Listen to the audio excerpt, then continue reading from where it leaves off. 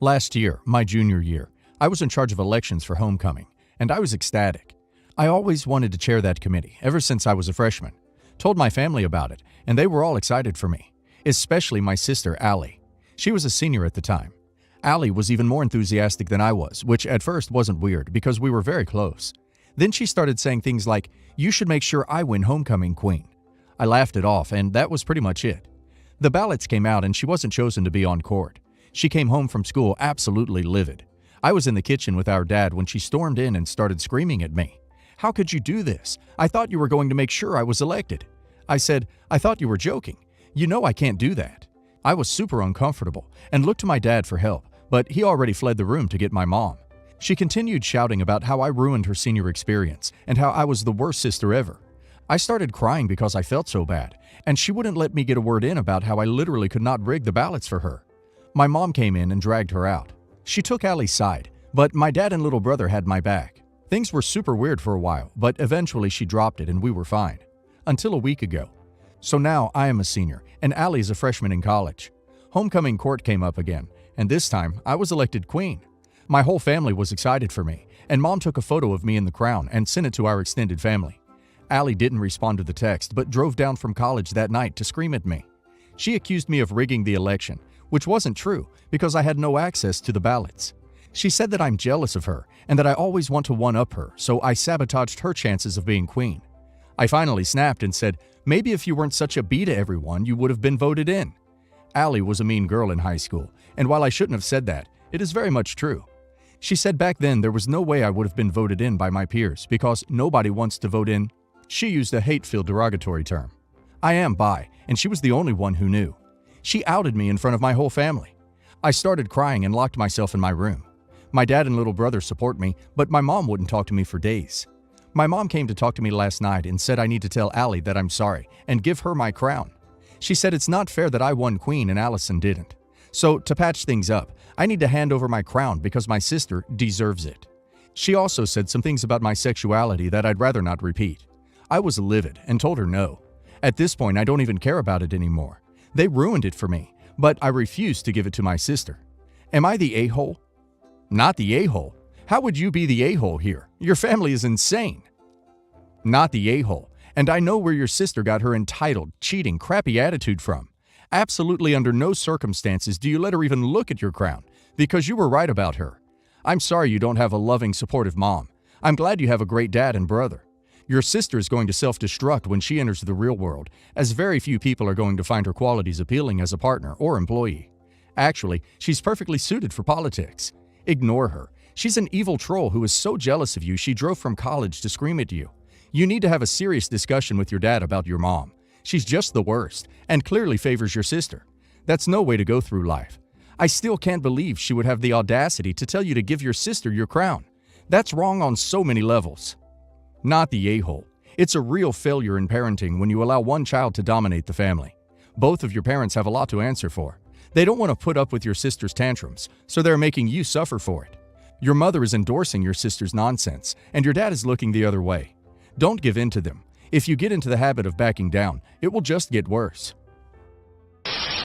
So, to add some context, I, 24 male, have been dating my partner, 22 female, for around 3 years. We've lived together for most of it. I'm not the biggest fan of her family, but up until this point, I didn't mind spending time with them as it makes my girlfriend happy. So we had a sit-down meal with her family, and we were all just chatting after we had finished dinner. My girlfriend's sister, 17 female, we'll call her Grace, went into the fridge and asked my girlfriend if she could have the last chocolate pudding my girlfriend bought. My girlfriend said no, as she fancied it. Grace kept asking, and my girlfriend kept saying no. Each time she asked would progressively get louder and louder.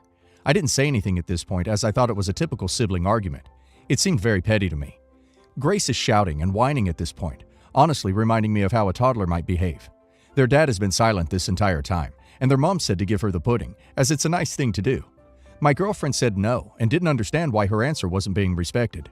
Grace then brings up when she looked after my girlfriend when she was ill, and that because she was nice then, she should be nice now.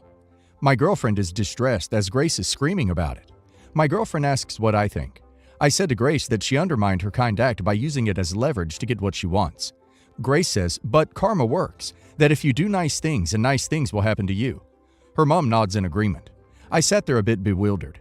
So, after being sick of hearing a teenager scream over a chocolate pudding, I said, "That isn't karma. You're just being emotionally manipulative to get what you want. People that believe in karma don't demand nice things happen to them."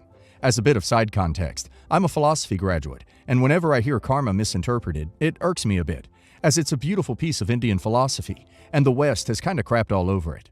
Grace loses her crap at me, screams I'ma see you next Tuesday, and she wishes my girlfriend never met me, then rushes out of the room. Her parents have said nothing. They both just say nothing.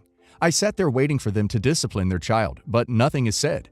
So I just politely make my excuses and leave to my girlfriend's room. My girlfriend comes up and hugs me. My girlfriend opened up to me that she often feels that she is held to a different standard as she's the eldest. Her parents 100% blame me for the situation and are furious that I got involved. They expected me to apologize. I did not. I'm not really angry at Grace. She's still young, and I actually blame her parents for not disciplining her at all. It might be easy to blame the outsider, but the only person that will suffer in the future is Grace when she realizes that only family could put up with that. So, am I the a-hole for getting involved when asked, or was I just doing what partners do, which is defend them when they're distressed? Not the a-hole. This is a 17-year-old losing her stuff over a cup of pudding, like it's the last vial of insulin on Earth. Like, what the duck? How aren't her parents utterly humiliated by the display? And yes, bringing literal spirituality and karma into it like a weapon is no better than when evangelical fundamentalists do it. It is manipulative and over-putting. Can the 17-year-old get out and walk down to the local bodega and go nuts in the Jell-O aisle, as pudding is the be-all end-all of existence? If Stu Pickles could do it at 4 a.m. She frankly owed your girlfriend a massive apology for humiliating her in front of you, and I'd never go over there again. Not the a-hole. Grace is throwing a tantrum, and her family has taught her it's a winning strategy because they cave and enable her. It might help to start a slightly different tactic. Are you done throwing a tantrum? Are you ready to talk like a rational person?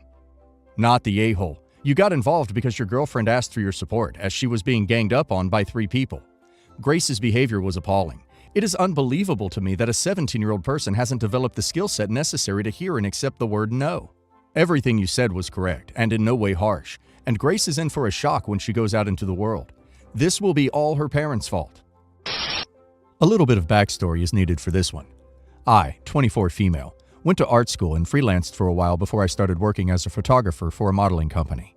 My boyfriend, 24 male, comes from a very well-off family and is a first-year associate at a good law firm. We've been dating for about 5 years now.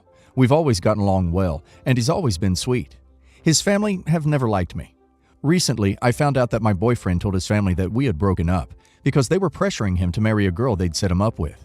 He'd been going out on dates with this girl without telling me, and when I found out and confronted him, he also confessed that they'd slept together. He claimed that he thought it was okay because he was 90% sure that I'd cheated on him with my roommate anyway. I haven't. The roommate concern is one he's had since we started dating, because he kissed me once when we were younger, not when I was dating boyfriend. After I found out he was cheating on me, he broke it off with the other girl and said that we could go to his family home and take a stand. My roommate said to break up with him, but he begged for another chance. So we visited his family. I was under the impression that we would tell them that it didn't matter if they thought I was good enough for him. But when we got there, my boyfriend told his mother that it was okay if I was never as successful as him, and that it would actually be good if I never did anything with my life, because I would be able to stay home and look after the children in the future. We'd never discussed children before, so this caught me completely off guard.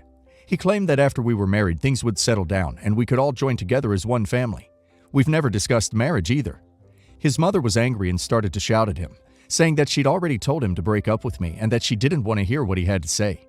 She said that he would always be held back by me and that it would be better to marry someone in their social pool. He didn't really defend me at all. I told her that she was a manipulative, cold-hearted bee and that I've been nothing but good to her son and that he was lucky to still have me because he'd been a real D to me.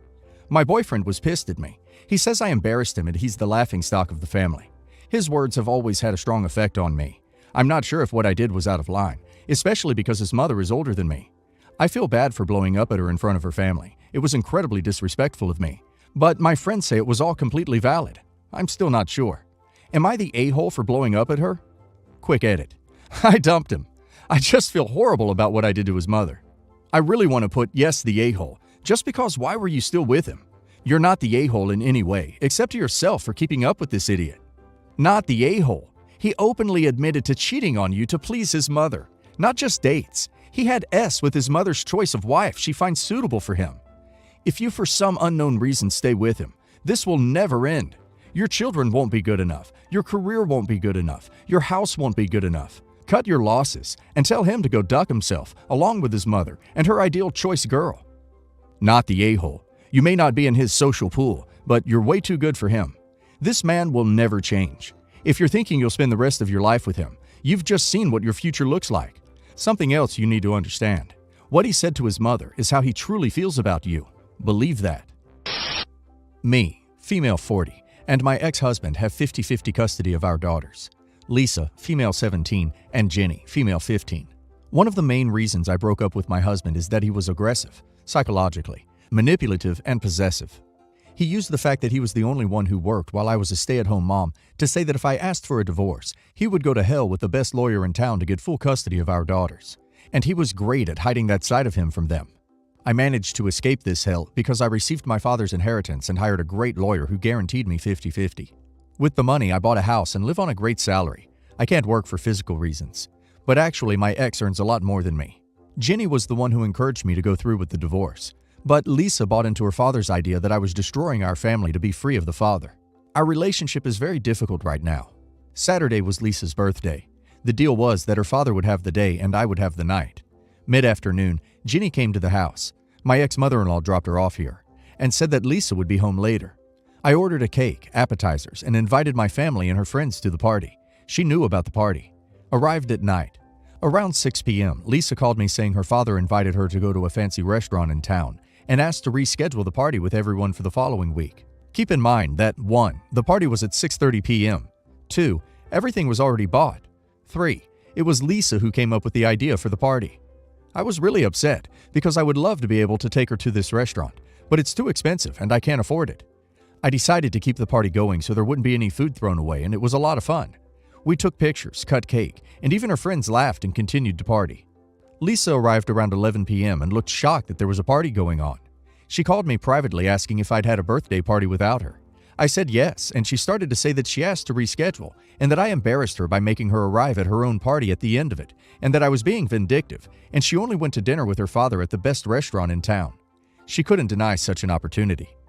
She is in silent treatment with me, and the ex, being a piece of work that he is, decided he was going to give me a scolding for embarrassing his daughter. Am I the a-hole? Not the a-hole, and you didn't embarrass her. She and your ex did. To call you a half hour before the party starts to reschedule it is ludicrous. Not only did you have the food and decorations, but you might not have had enough to call people and postpone it. And what about the people already en route? The fact of the matter is that she and your ex were being vindictive, and you responded wonderfully. Or, as they say, you got the last laugh. And I suppose that when ex called you, he didn't take responsibility for creating the problem in the first place. As for your daughter, you didn't make her arrive late to her own party. She and your ex did. So they created the problem to be vindictive. Didn't like your response to the problem. So they're mad at you. That's balls. Anyway, good for you for going ahead with the party. They took the low road and you took the high road. Bravo. Not the a-hole. Your daughter was being inconsiderate as hell. Reschedule a party 30 minutes before it starts? She needs to learn that the world doesn't revolve around her and stop playing into the conflict between you and her dad. If she approaches you about it, tell her that you had to put in a lot of time and effort into her party, and it hurt you a lot when she canceled 30 minutes prior. It was also too late to cancel, and you had spent money on food and cake and taken the time to invite all of these people. Her expecting you to just drop all of that is insane. Not the a-hole. Unfortunately, your daughter is a collateral damage of your manipulative husband, and you too. He will do anything to hurt you. That's why he took your daughter, last minute, to the fanciest restaurant in town. Good on you for being the bigger person. It would be extremely disrespectful to the guests to cancel the party. Plus, disrespectful for the planet, and so many people struggling to buy food to throw that food away. Your daughter needs to grow up. In the meantime, remember yourself. You didn't shame her. She and her dad took that upon themselves.